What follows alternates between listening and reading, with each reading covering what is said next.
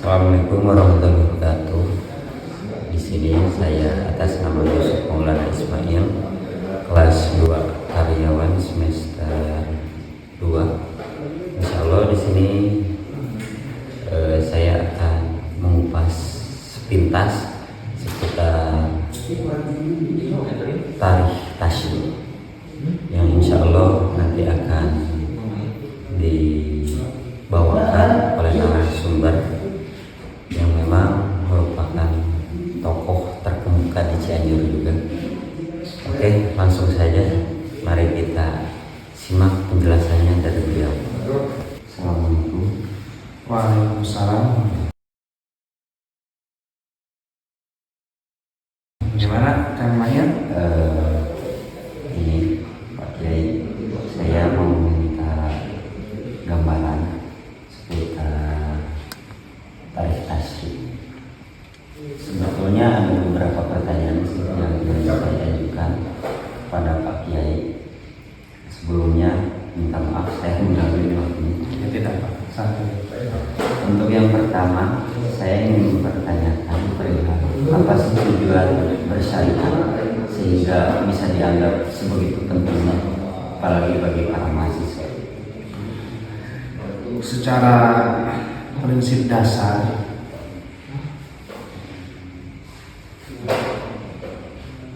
syariat itu sendiri maknanya adalah salah satu asas untuk kehidupan yang sangat urgent, yang sangat penting. Karena dengan bersyariat kita jadi tahu arah, kehidupan kita juga semakin baik, lalu kita pun juga memiliki tujuan yang jelas. Seperti yang dalam kitab Hikmatul Tasyrik wal Fulasifah, di sana dikatakan bahwa secara konsep bahwa tasyrik dalam agama Islam itu memiliki 4 dasar tujuan. Yang pertama adalah al-awwal ma'rifatullah. Yang pertama dari 4 dasar tujuan tasyrik itu adalah tasyrik Islam ya, agar kita lebih mengenal siapa Allah,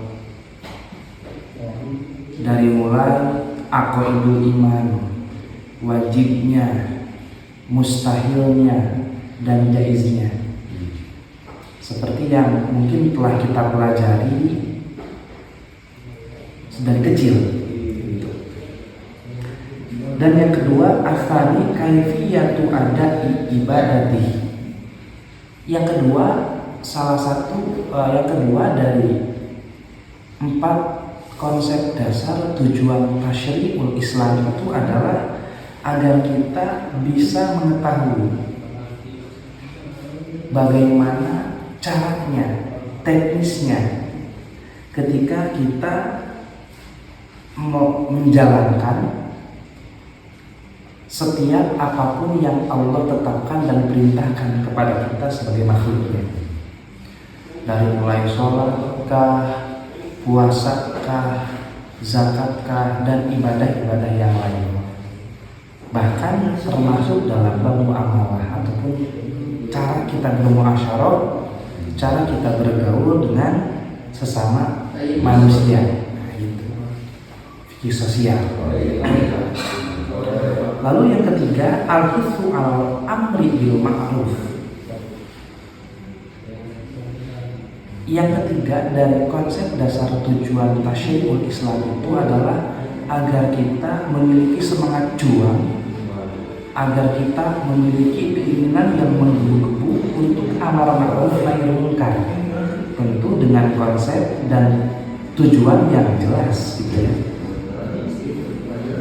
Karena dalam amar ma'ruf nahi munkar itu ada beberapa konsep yang mesti kita pelajari dan kita perhatikan. Tapi secara inti atau secara intisarinya Yang ketiga, tujuan tasyri'ul Islam itu adalah agar kita memiliki semangat juang yang tinggi untuk amar ma'ruf nahi munkar dengan ketentuannya dan regulasinya. Nah gitu. Karena tidak bisa sebebas yang kita inginkan. Tidak bisa.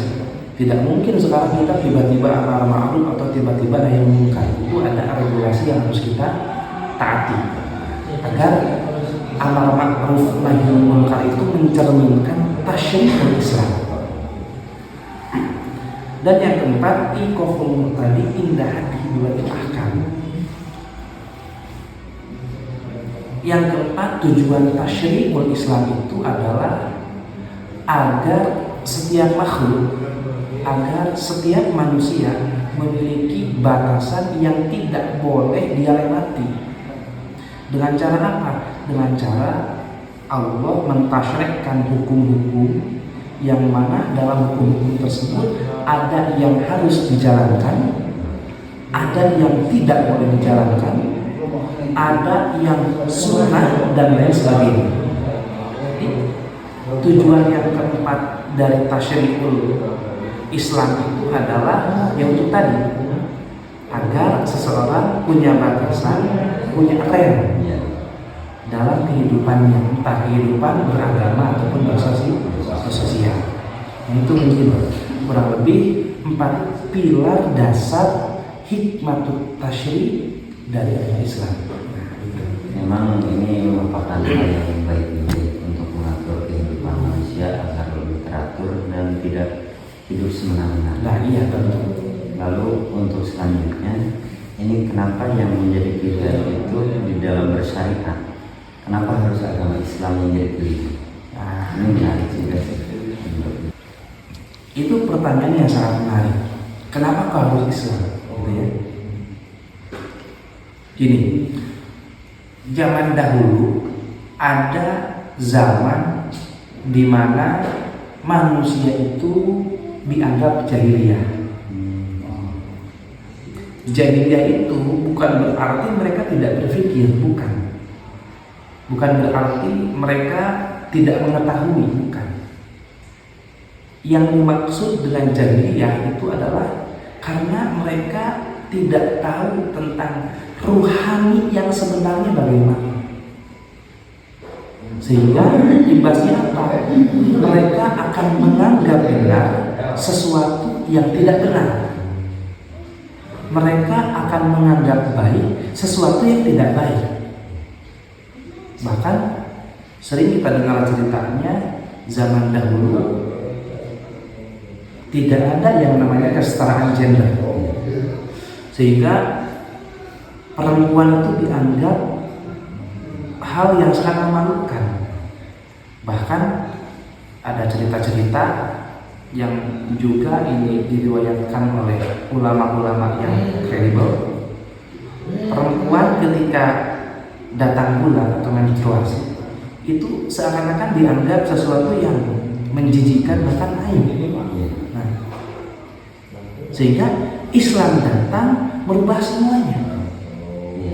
Sehingga dengan Islam itu peruhaninya terisi, mereka jadi tahu mana yang baik dan dianggap baik, mana yang benar dan dianggap benar. Itu salah satunya. Makanya kenapa harus Islam? Ya karena alasan tadi. Islam itu datang untuk memberikan pencerahan. Islam itu datang untuk mengisi kekosongan ruhani dari orang-orang jahiliyah zaman dahulu. Gitu. Itu mungkin salah satunya. Lalu izin bertanya untuk yang terakhir. Oke, silakan. Lalu kalau melihat sejarah, ini bagaimana perkembangan Islam di dunia ini sampai bisa meluas? Jadi perkembangan Islam pertama kali itu kita katakanlah mungkin kalau di daerah Jazirah Arab ya sudah maklum ceritanya ya. Yang mungkin kita akan sedikit membahas tentang penyebaran Islam ke Eropa dan luar Eropa. Entah tahun berapa ya saya lupa lagi. Yang penting sejarahnya itu dimulai dari Khalifah Bani Umayyah kalau nggak salah. Eropa itu pertama kali masuk Islam itu dari Eropa bagian timur yang perbatasan dengan Andalus. Spanyol itu ya, Spanyol. Nah, jadi pertama kali Islam itu mengetuk daratan Eropa dari daerah Andalus, Eropa Timur. Karena memang pada waktu itu Kang Mail, Islam itu lagi gencar-gencarnya untuk benar-benar mengepakkan sayapnya. Karena dirasa di Eropa itu banyak ketidakadilan, Eropa itu banyak penyimpangan-penyimpangan yang dianggap wajar. Nah, lalu dalam kondisi dataran Eropa yang carut marut seperti itu, Islam datang mengetuk lewat jalur Andalus atau Eropa bagian timur, Spanyol sehingga penyebarannya Islam itu pertama kali dikenal dengan keadilannya, dengan keramahannya, dengan tidak membeda-bedakannya, sehingga orang-orang Eropa Timur, orang-orang Andalus, Spanyol gitu ya sekarang merasa terketuk hatinya, sehingga dengan datangnya Islam, ruhani mereka terisi. Ternyata ini loh kehidupan yang sebenarnya.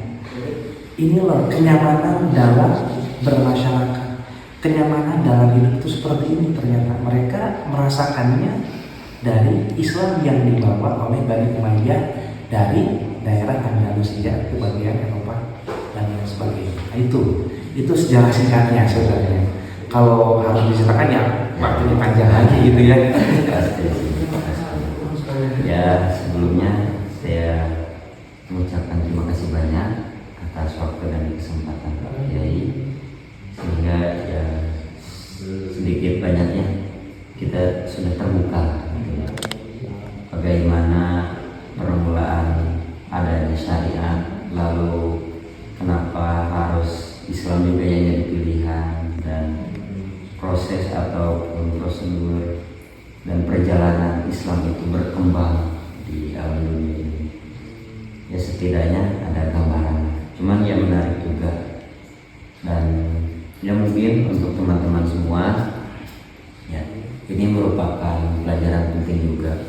Jangan sampai kita lupakan bahwa hikmah tasyri' atau tarikh tasyri' juga ini tentang sejarah seputar syariat yang memang penting sekali.